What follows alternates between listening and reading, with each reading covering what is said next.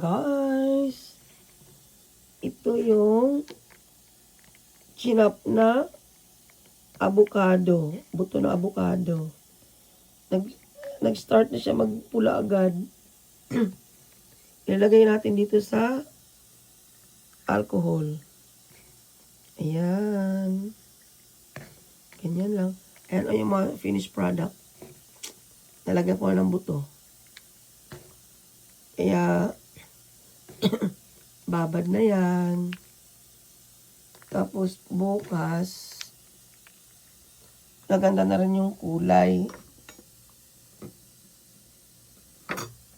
Magiging ganito na siya, guys. Ayan.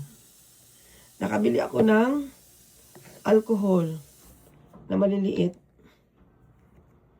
Diyan lang sa sa Daiso ko ito nabili, guys. Kung alam niyo yung Daiso. Tipid din. Kasi araw-araw kong ginagamit ito.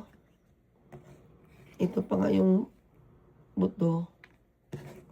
Tapos, hinahati-hati ko para maano ko. Ginagamit ko araw-araw sa sakit na aking mga katawan, guys. Ayan, pag matagal na siya, ito ganyan na siya. Ito, bagong lagay pa lang. See? Gamot sa mga sakit ng katawan. Sa rayuma ko sa tuhod. Sa mga ngalay ko sa balikat.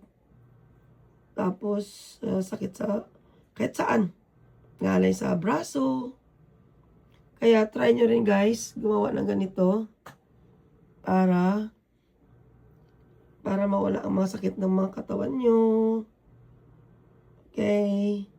God bless. Thanks for watching.